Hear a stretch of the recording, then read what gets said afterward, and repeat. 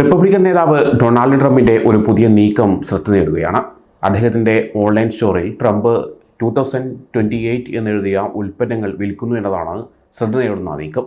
2028 അടുത്ത US president തെരഞ്ഞെടുപ്പ് നടക്കും. എന്നാൽ ട്രംപിന് ഭരണഘടനാപരമായി മത്സരിക്കാൻ കഴിയില്ല.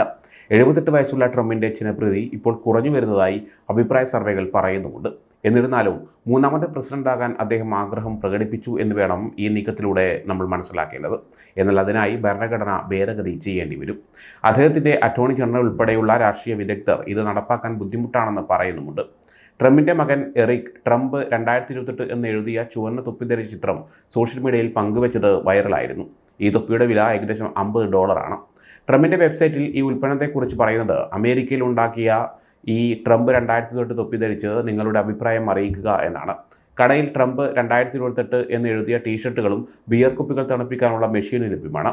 ടീഷർട്ടിന് $36, ബിയർ തണുപ്പിക്കാനുള്ള കൂളറിന് $18 വില. അതേസമയം ട്രംപിൻ്റെ ഭരണത്തിൻ്റെ ആദ്യ 100 ദിവസങ്ങളിൽ ജീവിത ചെലവ്, ഇറക്കുമതി തീരുവ തുടങ്ങിയ വിഷയങ്ങളിൽ അമേരിക്കക്കാർക്ക് ആശങ്കയുണ്ടെന്ന് അഭിപ്രായ സർവേകൾ സൂചിപ്പിക്കുന്നുണ്ട്. US ഭരണഘടനയുടെ 22ാം ഭേദഗതി അനുസരിച്ച് ഒരാൾക്ക് 2ൽ കൂടുതൽ തവണ പ്രസിഡന്റാകാൻ കഴിയില്ല. 2017 മുതൽ 2021 വരെ പ്രസിഡന്റായിരുന്ന ട്രംപ് താൻ തമാശ പറയുകയല്ലെന്നും മൂന്നാമതും പ്രസിഡന്റാകാൻ ചില വഴികളുണ്ടെന്നും നേരത്തെ പറഞ്ഞിരുന്നു. അങ്ങനെയാണെങ്കിൽ ഭരണഘടനയിൽ മാറ്റങ്ങൾ വരുത്തേണ്ടി വരും. ഭരണഘടനയിൽ മാറ്റം വരുത്തുന്നത് അമേരിക്കയെ പുതിയൊരു വഴിത്തിരിവിലേക്ക് നയിക്കും. ഒരു ഭേദഗതിക്ക് ജനപ്രതിനിധി സഭയിലും സെനറ്റിലും 2/3 ഭൂരിപക്ഷം വേണം.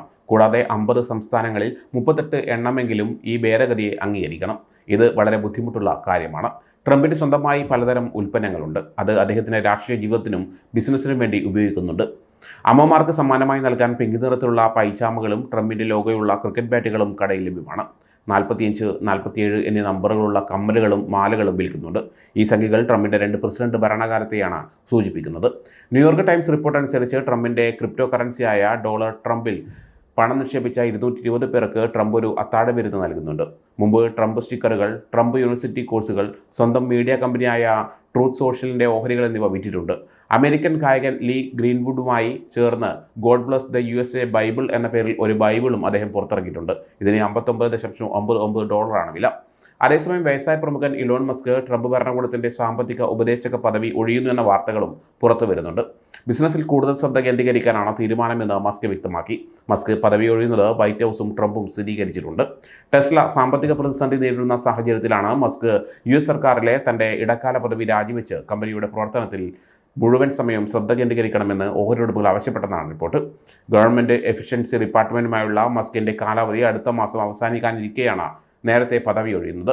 ലോകവുമായുള്ള തൻ്റെ ജോലി ഏറെക്കുറെ പൂർത്തിയായി എന്ന് മസ്ക് പറഞ്ഞു. ഉടൻ തന്നെ ടെസ്ലയിലേക്ക് തന്നെ വീണ്ടും ശ്രദ്ധ കേന്ദ്രീകരിക്കണമെന്നും അദ്ദേഹം ചൂണ്ടിക്കാട്ടിയതായി ABC ന്യൂസ് റിപ്പോർട്ട് ചെയ്യുന്നു. മസ്കിന് യാത്രയയപ്പ് നൽകാൻ ഭരണകൂടം തയ്യാറെടുക്കുകയാണെന്ന് പ്രസിഡന്റ് ഡൊണാൾഡ് ട്രംപും പറഞ്ഞിട്ടുണ്ട്. ഒരു ഘട്ടത്തിൽ അദ്ദേഹത്തെ പോകാൻ അനുവദിക്കേണ്ടി വരുമെന്നറിയാം. ആ സമയം ഇപ്പോഴാണെന്ന് ഞങ്ങൾ കരുതുന്നു. ഞാൻ ഇലോണുമായി ഇതിനെക്കുറിച്ച് സംസാരിക്കും എന്നാണ് ട്രംപ് പറഞ്ഞത്. മസ്ക് തിരിച്ചുപോയി ടെസ്ലയുടെ കാര്യങ്ങൾ നോക്കുമെന്നും അദ്ദേഹം ഒരു മികച്ച ദേശസ്നേഹിയാണെന്നും ട്രംപ് പറഞ്ഞു. മസ്കിനെ പ്രത്യേക സർക്കാർ ജീവനക്കാരൻ എന്ന വിഭാഗത്തിലാണ് ഉൾപ്പെടുത്തിയിരിക്കുന്നത്. വർഷത്തിൽ 130 ദിവസം ശമ്പളമുള്ളതോ ഇല്ലാത്തതോ ആയ സർക്കാർ ജോലിക്കാർക്കാണ് ഈ ലേബൽ നൽകുന്നത്.